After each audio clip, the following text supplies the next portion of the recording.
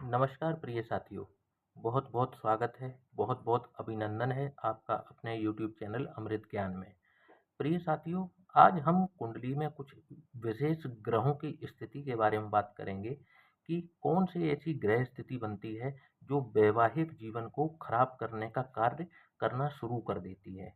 प्रिय साथियों, वैसे तो वैवाहिक जीवन में खराब होने के कई कारण हो सकते हैं, परंतु किसी की यदि हम कुंडली देख करके तुरंत पता लगा सकें कि वो ऐसे कौन से ग्रह हैं जो किसी विशेष भाव में उपस्थित होकर के वैवाहिक जीवन को खराब करने का कार्य करते हैं।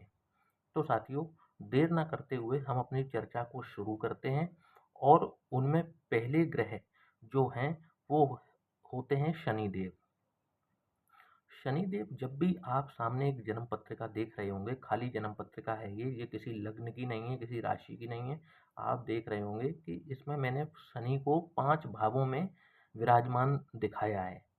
प्रथम भाव, पंचम भाव, सप्तम भाव, अष्टम भाव और दशम भाव।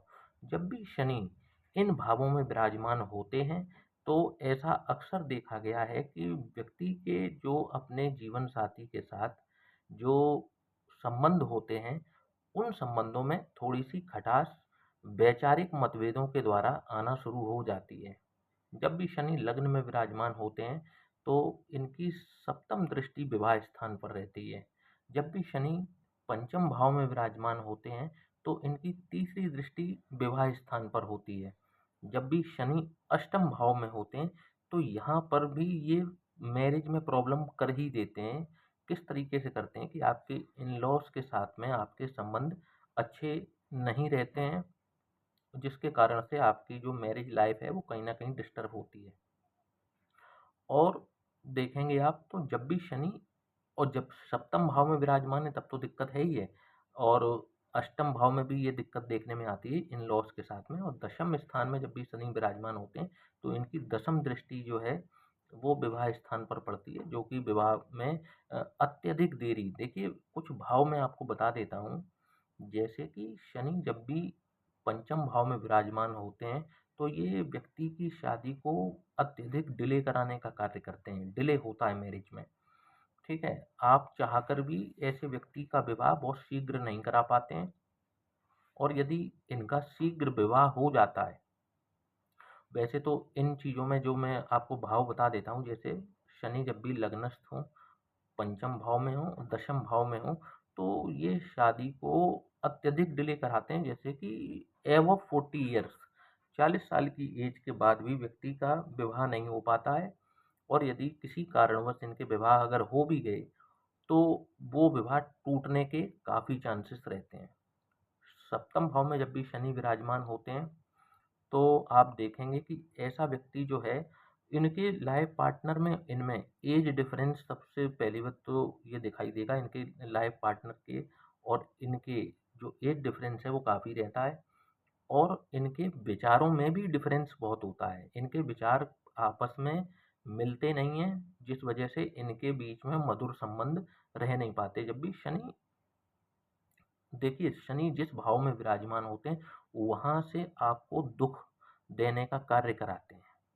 पहली चीज़ तो ये। तो शनि जिस भाव में बैठेंगे, आप देखेंगे कि उसी भाव से संबंधित कोई ना कोई परेशानी, कोई ना कोई आपको दुख अवश्य वहाँ पर मिलता है। जब भी शनि विवाह स्थान पर विराजमान होते हैं, तो व्यक्ति को वैवाहिक जीवन में दुखों का सामना करना पड़ जाता है। अच्छा, एक चीज़ है कि यहाँ पर देखने में आया है, शनि जब भी अष्टम भाव में है, तो एक तो यहाँ पर केस डाइवोर्स का बन जाता है, और कभी-कभी यहाँ पर व्यक्ति का विवाह होता ही नहीं है। ये 2 केस बनते हैं यहाँ पर, जब भी शनि अष्टम भाव में विराजमान हो, तो या तो व्यक्ति का जो डाइवोर्स का केस बन जाएगा, अगर शनि ज़्यादा पीड़ित हो जाएँ, ज़्यादा आपके लग्न के अपोज़िट हों, जैसे कि आपके लग्नेश के मित्र ना हों, जबकि शत्रु हों, मारक मारक ग्रह हों आपकी कुंडली में, और तब जाकर के अष्टम भाव में जब भी विराजमान होते हैं, तो ऐसे व्यक्तियों का या तो विवाह जो है वो होने नहीं देते हैं, विवाह होता नहीं है, होता है तो डाइवोर्स की कंडीशन पर चला जाता है। तो यहाँ पर पहले प्लेनेट जो हमने बात की वो शनिदेव की बात की। अब हम बात करते हैं अदर प्लेनेट्स की। साथियों दूसरे ग्रह होते हैं केतुदेव। आप देखने में आएगा कि जब भी केतुदेव विवाह स्थान पर विराजमान होते हैं तो ये बिल्कुल भी अच्छी कंडीशन नहीं होती विवाह के लिए। यदि कुंडली मिलान करके विवाह ना किया जाए तो यहाँ पर केतुदेव जो है विवाह को तोड़ने का कार्य कर देते हैं, डाइवोर्स तक स्थितियाँ लेकर के आ जाते हैं। यदि केतु बहुत ज़्यादा पीड़ित हो जाएं तो फिर ये चीज़ और भी श्योर हो जाती है। यदि कहीं पर भी बैठ करके देवगुरु बृहस्पति सप्तम स्थान को देख रहे हों, जैसे कि एकादश भाव यहाँ पर देवगुरु बृहस्पति बैठे हों, या यहाँ लग्न में बैठे हों, या फिर तृतीय भाव में बैठ करके विवाह स्थान को यदि देख लें, मतलब लग्न, तृतीय भाव और एकादश भाव, जब भी यहाँ पर केतु वो देवगुरु बृहस्पति बैठेंगे तो विवाह स्थान को देखेंगे, तो फिर क्या है ना कि व्यक्ति के मन में विचार आते हैं कि क्यों ना इस रिश्ते को खत्म कर दिया जाए, परंतु वो स्थिति ऐसी देवगुरु बृहस्पति आने नहीं देते, क्योंकि देवगुरु बृहस्पति का काम है एक्सपेंड करना, बढ़ाना, ना कि घटाना। तो देवगुरु बृहस्पति जब भी मैरिज हाउस को देखेंगे तो वहाँ पर, क्योंकि देवगुरु बृहस्पति का ऐसा कहते हैं कि उनकी जो दृष्टि है उसमें अमृत है। जिस भाव को देखेंगे उस भाव के दोषों को दूर करेंगे और वहाँ पर अच्छे फलों को निकाल करके लेके आएंगे। तो जब भी विवाह स्थान को देखेंगे तो भले ही चाहे केतु देव यहाँ विराजमान हो, परंतु यदि देवगुरु बृहस्पति की दृष्टि पड़ रही है विवाह स्थान पर तो विवाह को, मैरिज को खत्म होने नहीं देते। मैरिज थोड़े वैचारिक मतभेद तो देखिए केतु देव वहाँ बैठेंगे तो देंगे, परंतु देवगुरु बृहस्पति ऐसी मैरिज को बचा ले जाते हैं। अब बात कर लेते हैं तीसरे ग्रह की। तो साथियों तीसरे ग्रह होते हैं राहु देव।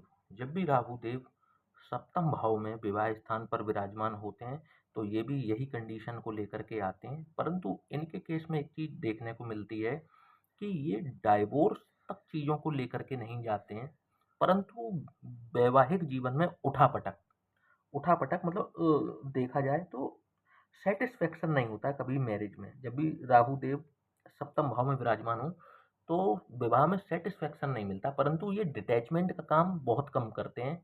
बहुत ज़्यादा पीड़ित हो जाएं तो ही यहाँ पर डाइवोर्स की कंडीशन लेकर के आते हैं, वरना ये ऐसा कर देते हैं कि जैसे कि व्यक्ति के जो अपने जीवन साथी के साथ संबंध होते हैं, तो ऐसे व्यक्ति का जो जीवन साथी है वो इनकी दिलचस्पी जिस चीज में होगी उसमें वो दिलचस्पी नहीं लेता।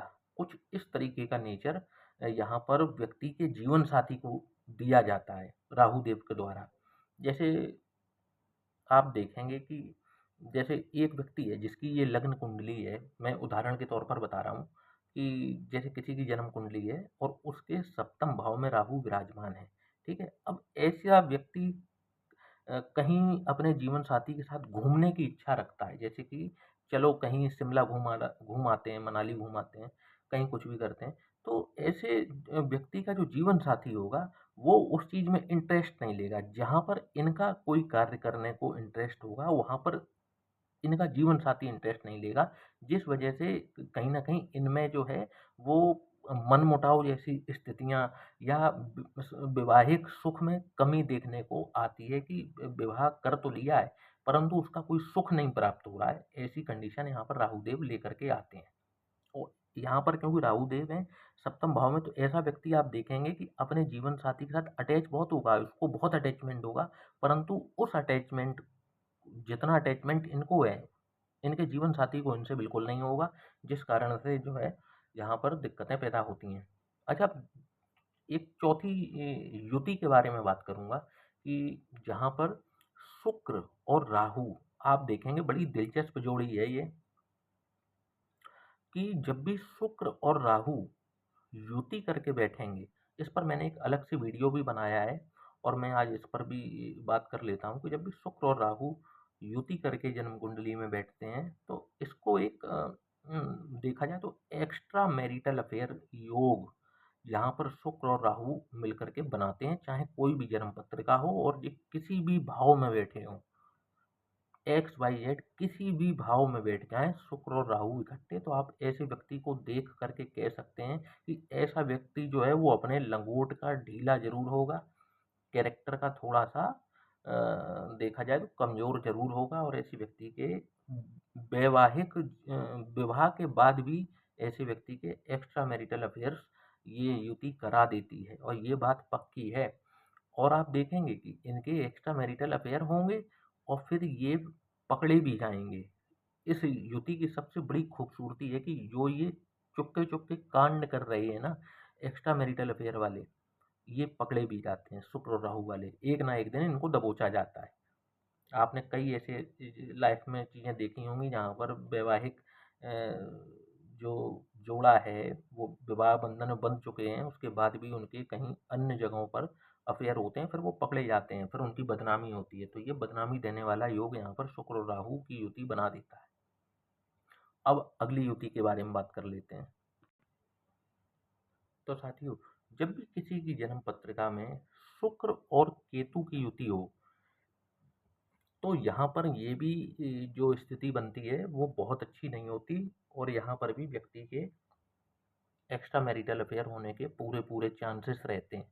परंतु इस युति में एक चीज़ और देखने में आती है, जो हमारी रिसर्च है उसमें देखने में आया है कि ये युति कभी-कभार जो है आपको आध्यात्मिक क्षेत्र से जोड़ने का भी कार्य करती है। मतलब अध्यात्म से जोड़ती है, तब व्यक्ति का कैरेक्टर खराब नहीं होता और व्यक्ति जो है अध्यात्म के क्षेत्र से भी जुड़ता है। परंतु वो केस केवल 5-10% ही देखने को मिलता है, परंतु 90% केसों में ये जो है शुक्र और केतु की युति में भी एक्स्ट्रा मैरिटल अफेयर होते हैं। परंतु शुक्र और राहु की युति से ये बिल्कुल भिन्न है। अब यहाँ पर देखिए कि केस कैसे पलटेगा, यहाँ पूरी बाजी पलटती है। जैसे वहाँ शुक्र और राहु की युति में व्यक्ति कांड करता था और वो पकड़ा जरूर जाता है।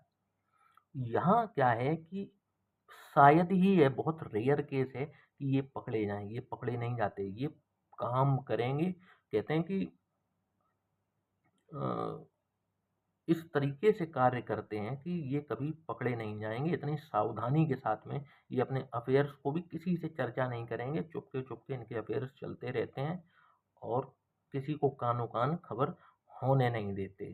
शुक्र और केतु की युति वाले। और आप देखेंगे कि या फिर अफेयर वाला केस होता है इसमें, या फिर क्या होगा कि ये आध्यात्मिक क्षेत्र से भी जुड़ते हैं। तो साथियों, आशा करता हूँ कि आपको आज का हमारा ये वीडियो वैवाहिक जीवन के ऊपर पसंद आया होगा। चैनल को लाइक और सब्सक्राइब करना ना भूलिएगा। जय श्री राम।